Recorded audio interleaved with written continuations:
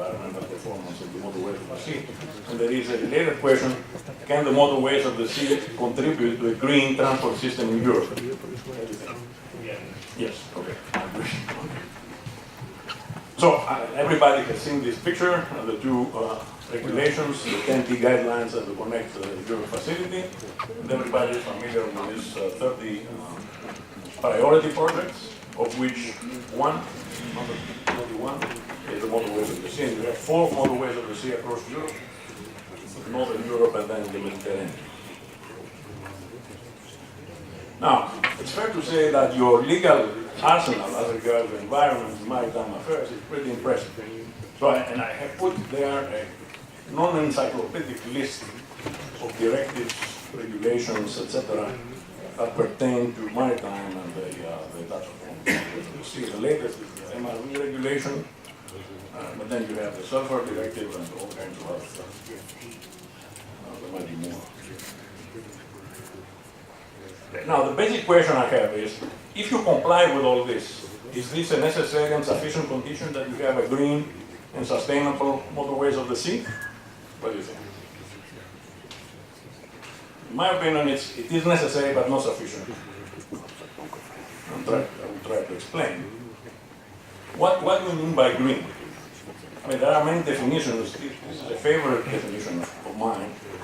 Try to achieve an acceptable environmental performance of the supply chain, but at the same time respect traditional economic performance criteria.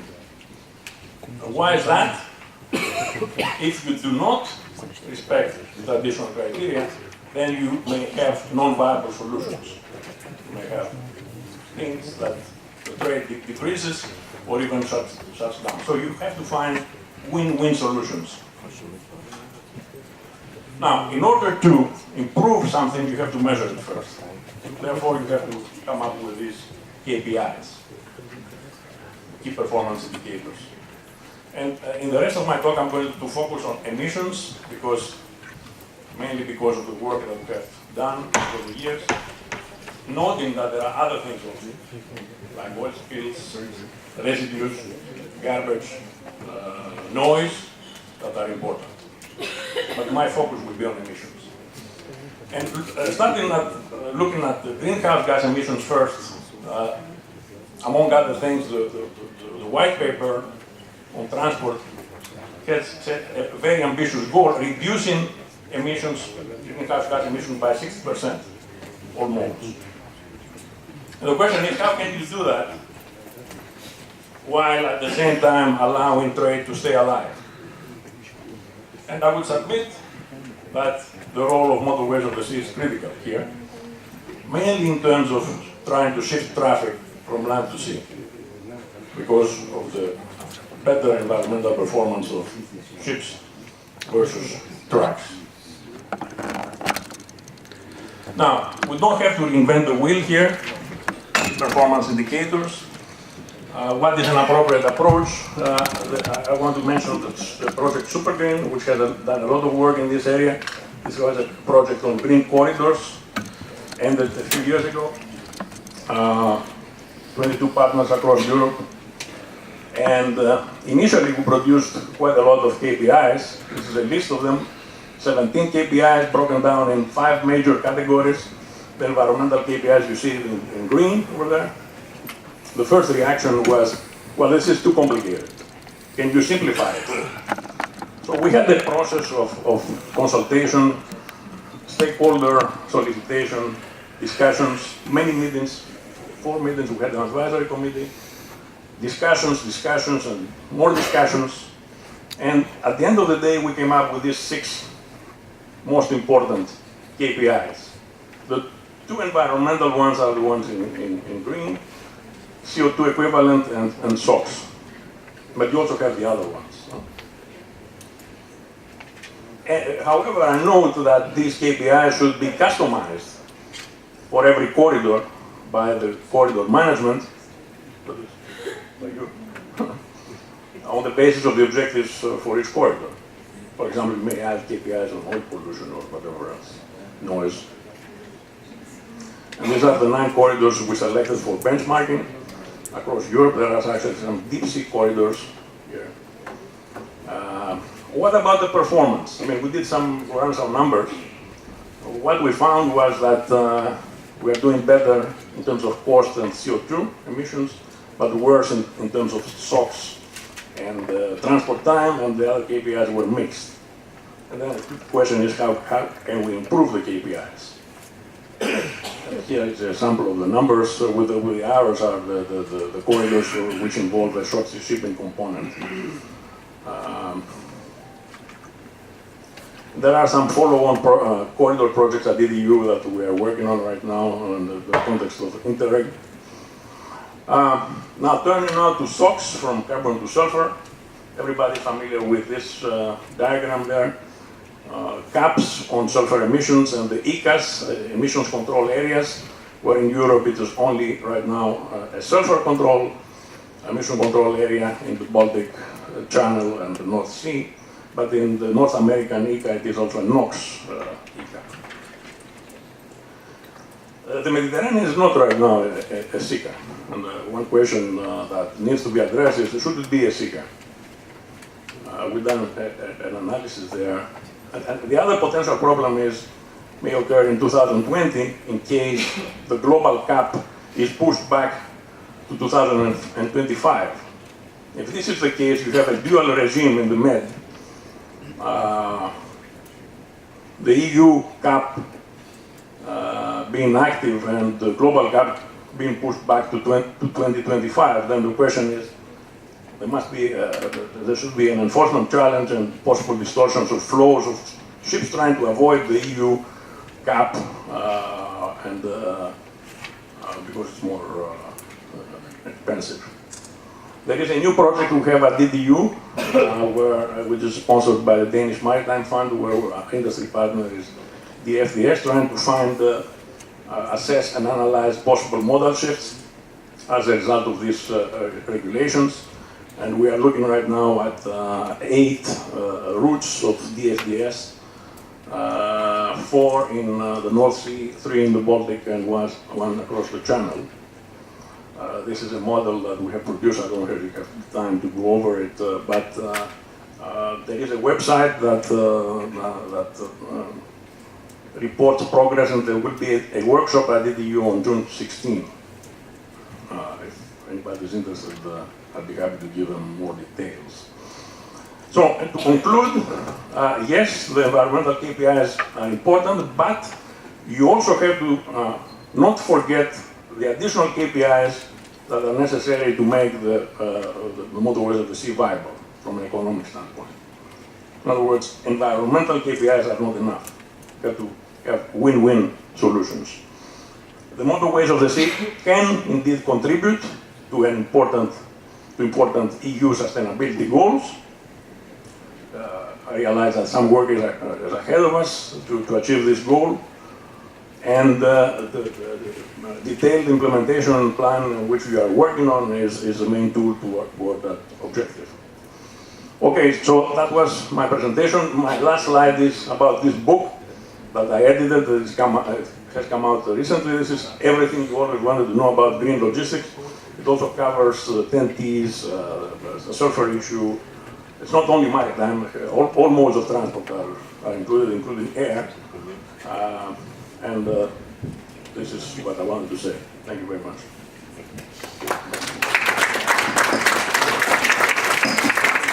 Thank you. Is there any questions arising from Harinos's presentation? Yes, sir. Can you announce who you are and where you're from? My name is Patrick van Wijnen. I represent shipmasters in Europe, European Shipmasters Associations. And my question was to the gentleman who just made a presentation. Don't you think that shipping should be profitable?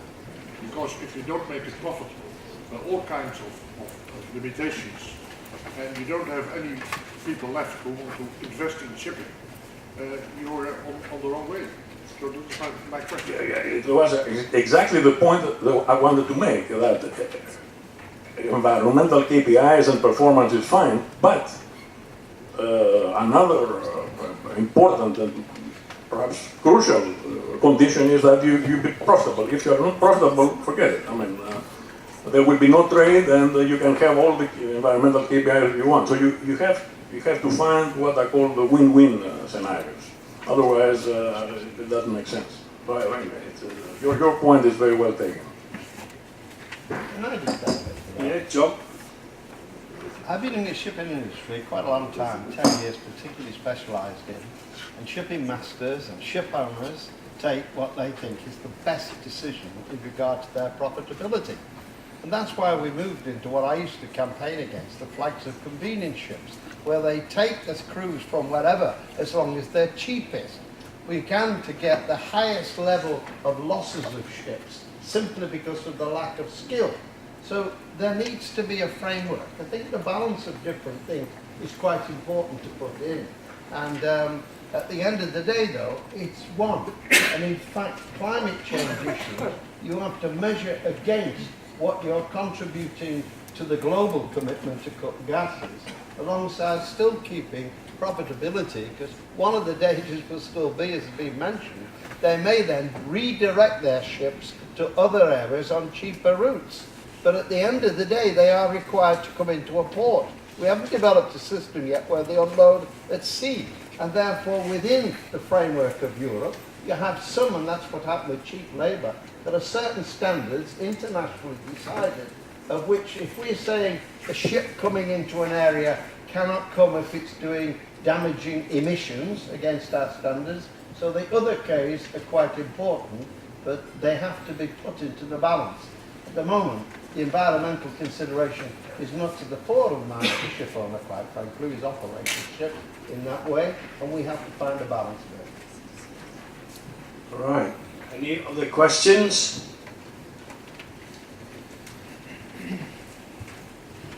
No? Right then. Yes. Well, sorry I didn't see you. Yes. Hi.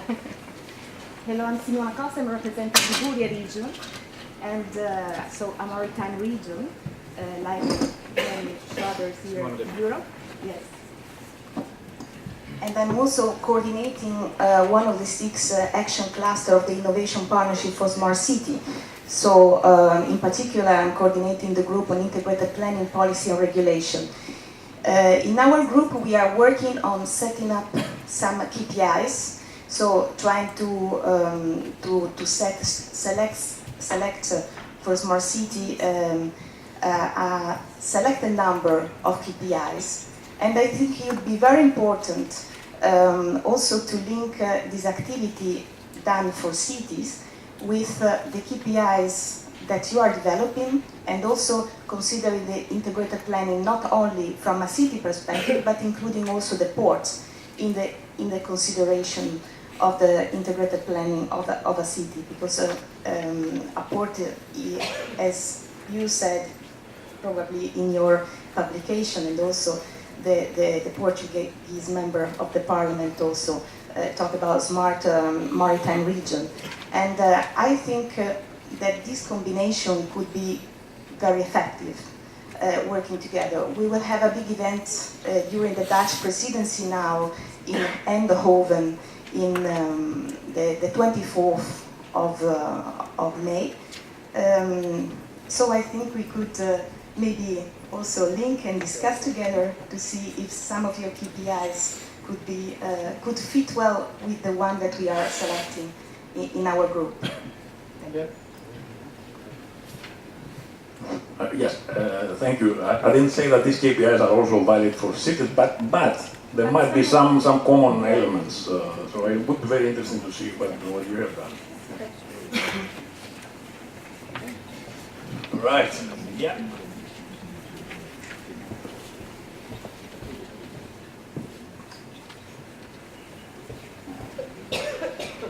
Yes, I'm François Potier, representing Brittany Ferries.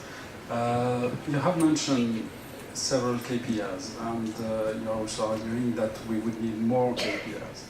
At Brittany Ferries, we are of the opinion that we also would need one major KPI, that would be the evaluation of externalities. So do you think that we should also process this way? by evaluating on a single basis, on a monetary basis, the whole of the KPIs that you have mentioned? Yes, I agree that externalities are very important and should be taken into account.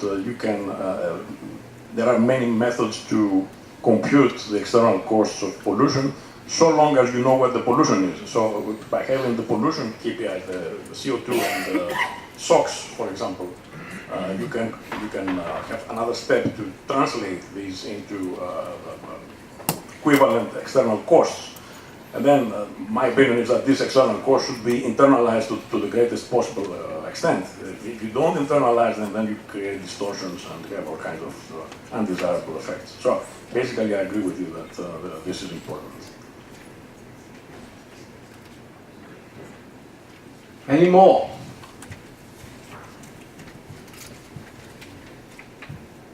No?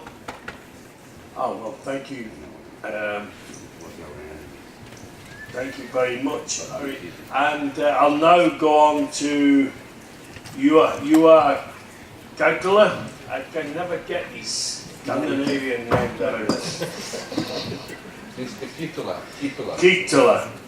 I suppose you've got a Kitula on the protection of the marine environment and industrial business. And then there's Klaus Berglund, that's a right, but I'll give you a... You're here, oh right. Well, I'll give you a minute to get your breath, so to speak. So you are. Yeah. Either you sit or you stand, it's up to you. Okay, then I stand if it is. Kytölä we say in Finland, but all the rest of Europe it's Kaitola. Works well. It's a pleasure to be here. I come from industry. I come from company Wärtsilä. Myself, I come from Vaasa in Finland, a region where also we have relations links to the TEN-T program, regional midline alignment program there connecting Sweden and Finland being run. But I'm here actually representing our company Wärtsilä, which is a global company.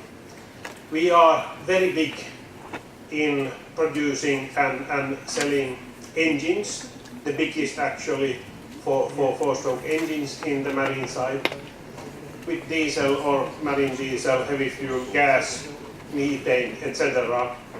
We design ships, we are a ship design company.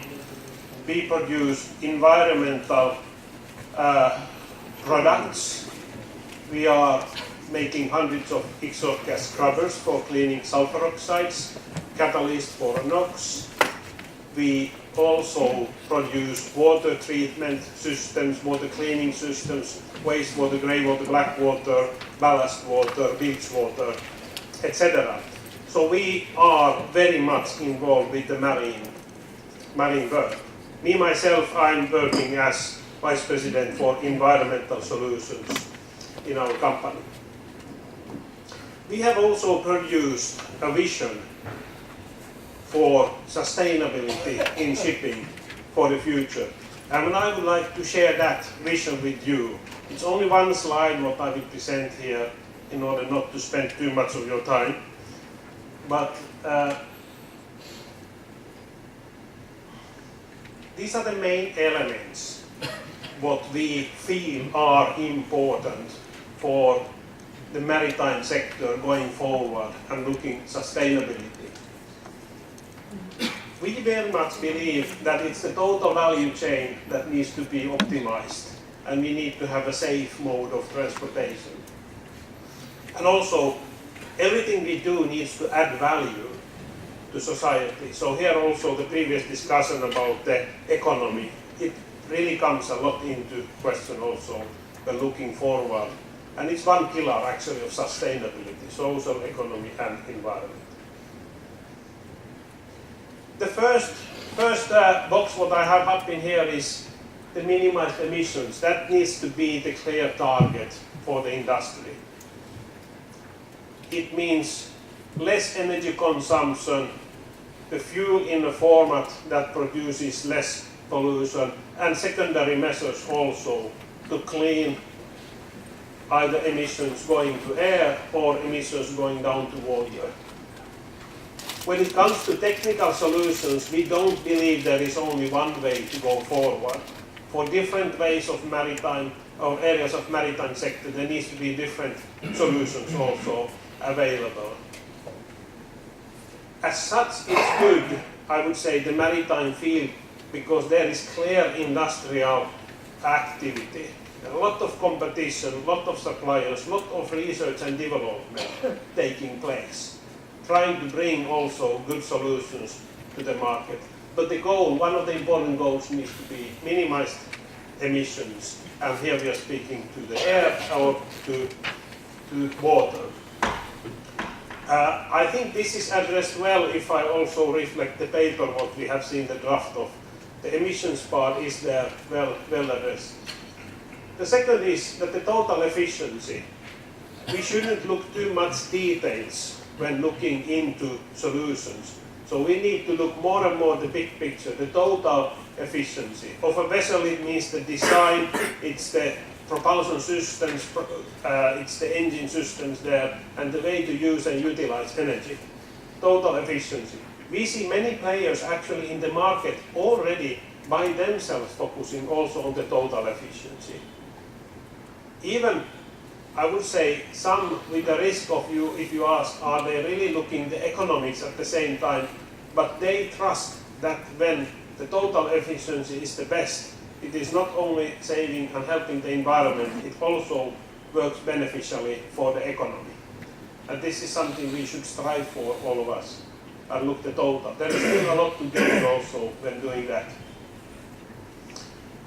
My third area of focus in the vision, what we have produced, is safety, vessel safety. That needs to be improved.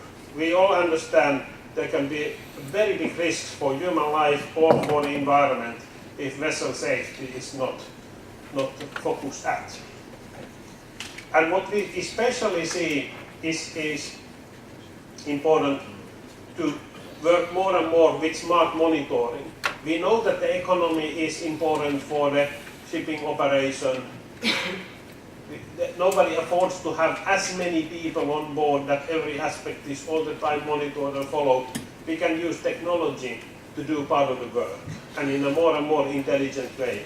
What I would like to, as a buzzword, when we heard the KPI was used in the paper, digitalization is actually a buzzword also, which perhaps could be emphasized a little bit furthermore, because through connecting systems together intelligently and utilizing analytics, which is based on experience and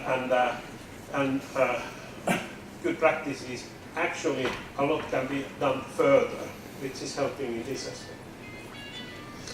Then fuel flexibility is needed towards more sustainable fuels.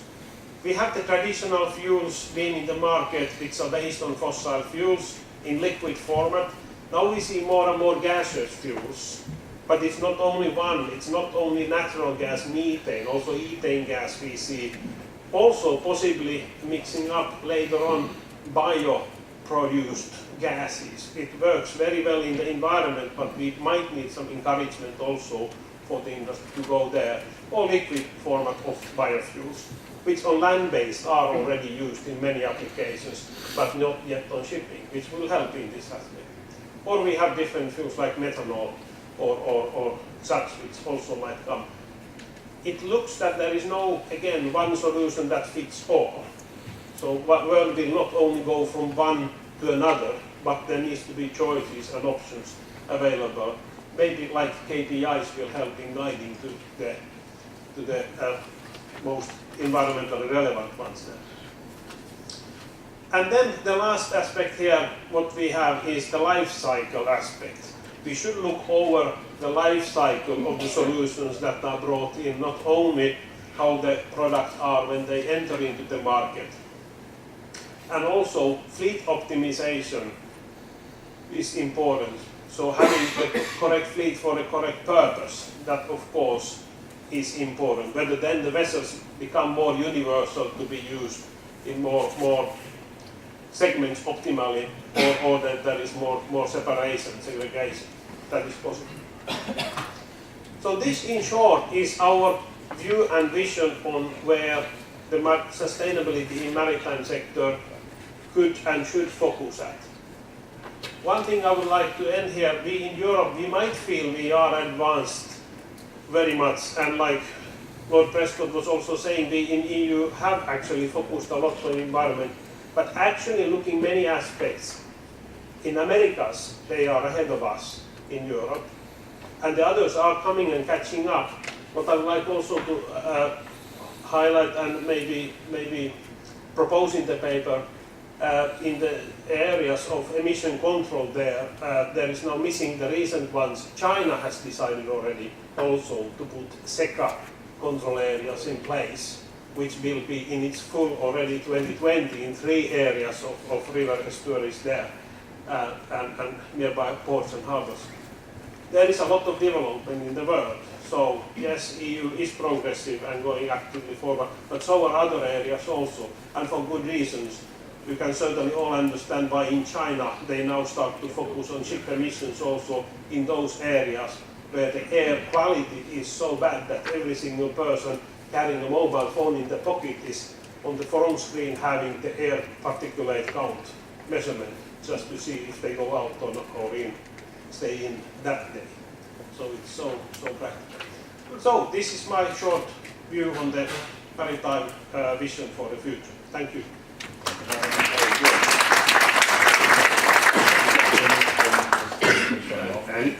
Any questions to you? John?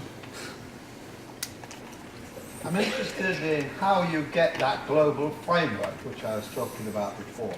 What's clear, even from what you've said, I like that presentation. To be fair, I never knew much about the KPIs, and I'm hoping to learn a lot more. It's obviously a process to be used, but at the end of the day, you've mentioned China, and you've mentioned the United States. That's exactly the argument we had in the global negotiations. How do you get something that's common to all without being disadvantageous to them in different stages of their development? Broke down between China and America, and they didn't, I won't go into the history of it, but they need to agree, so you sometimes end up with the least worst situation, if you like, that they have to have a framework. So China puts a control of access to our ports now on emission controls and fuel use, and does the monitoring of them. America has a similar situation in certain circumstances, though it's dumping its lousy coal on us for fracking, even on the side at the moment. But these are changes to shipping, how things move about. You probably have to end up then with getting, which I was suggested before, a solution that's acceptable to all, and perhaps not the best one.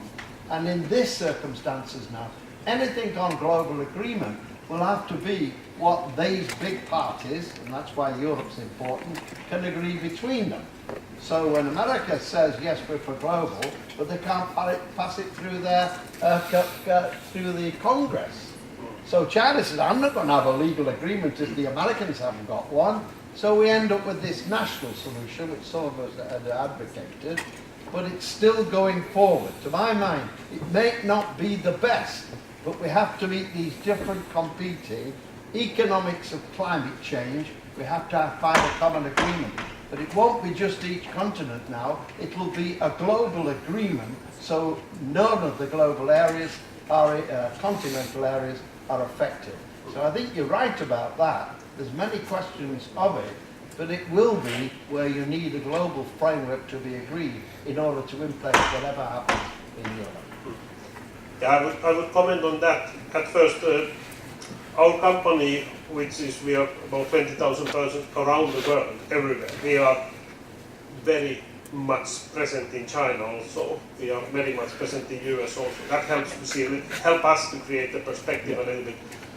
What I fully agree is that if in the framework of coordination legislation there would be global agreements, that would perhaps globally also benefit the environment the best, because then all the focus is put on developing solutions for that goal. The worst what can happen is that every single nation or even area has their own legislation, which is a little bit what it is on the land-based part of power production, since there we still miss a little bit that. On maritime, we have a strength since we have the IMO, which is able to set something, although ratification might be difficult as we see on the Ballast Water Convention.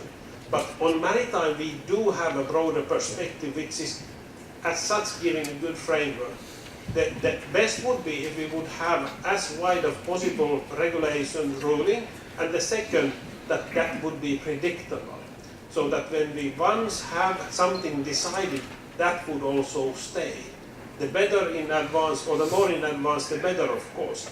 But anyway, having back and forth, like in Baltic area, where a NECA area was about to be set and is withdrawn back from 16, and now it's about 21, which is being proposed at this moment. This kind of thing takes two big swings, movements back and forth. Everybody loses, because focus is lost and the money is lost, starting from R&D and processes and so on. So the more global, more widespread, and the more predictable, so one set it stays. It's best for the whole industries, because then one can be That's why these independent bodies, that the statements of what we're doing now in the policy has to be judged in the global sea by 2020. So whatever we propose and whatever America proposes, you have to find a common assessment that is beneficial for all. What we're doing here is putting the European one into those global negotiations.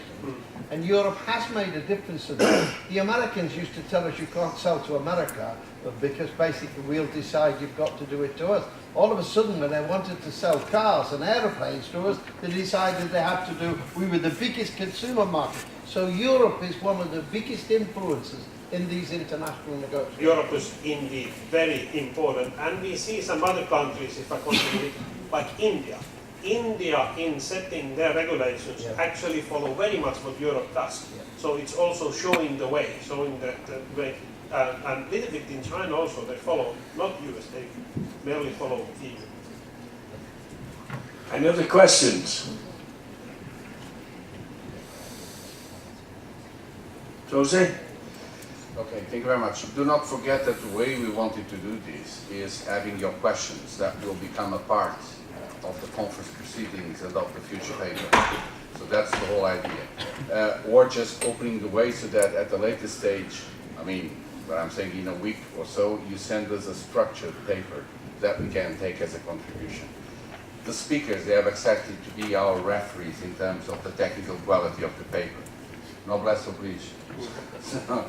And so that we are certain that we will bring a paper to the Parliament, all in all, that reflects the views of the industry and of the institutional stakeholders, and that is technically correct. Okay? And that's the reason why we are having meetings with the Parliament immediately after every and each meeting, so that there is a technical correctness that we share with the members of the Parliament. If I would go to the process, back to the process of the SECA area, of adopting the IMO and coming to the Sulfur Directive, I would say that the relationships between the stakeholders and the Parliament were not perfect. The chicken and egg problem, everything is available off the shelf. We are ready to implement everything, so we see the problems that we are still facing today. We managed to overcome much thanks to the industry, and because the Commission has also put some money where its mouth was. That is very important, that we put our money, and that is a little bit what you are helping us to do. It's helping focusing so that it is predictable and that we are putting our money where our mouth is. What we are trying to get is where our mouth is. So this is just to tell you that your contributions are fundamental. Okay? So don't just be sitting there. It is nice. I can be lullabied by Lord Prescott. You know, I will give all the money to the Amber. Or by Mr. Kittler, there's a very intelligent approach. But then what happens with Clay? Yeah. Can I just say, I'm always jumping in. I think you have a wonderful opportunity, having read this document and not being involved actively with you in this concept. You're likely to be the leader in it. There are many other industries that have got to change. They can't, it's no longer business as usual. You can't do that.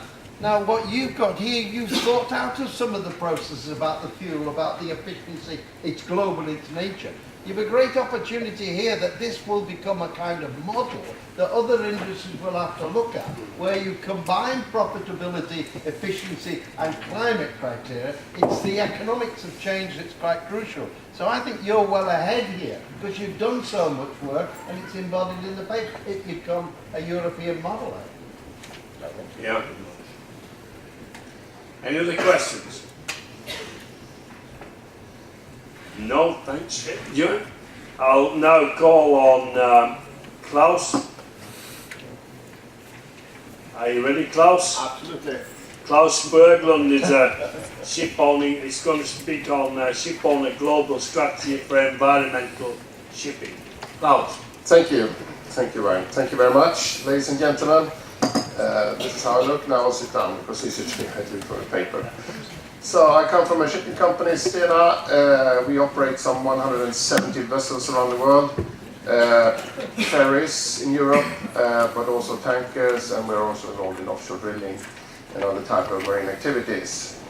I think I had one slide or so, but I think we can manage without it actually. So if you can't find it, that's fine. So, ladies and gentlemen, I've been asked to briefly then discuss a ship owner's perspective or global strategy for environmental shipping. So I try to make my voice represent the shipping industry, although I have a certain interest, of course, in the Nordic countries where we come from, and we have most of our operation. So, ladies and gentlemen, all through history and the development of mankind, shipping has played a central role. We all know that. It is one of the oldest businesses in the world, and the oceans unite and people and enable trade. And it is actually a fantastic resource. And it's a resource that we have to take care of. And I think that's a bit of what this seminar is all about. Shipping is also an important enabler of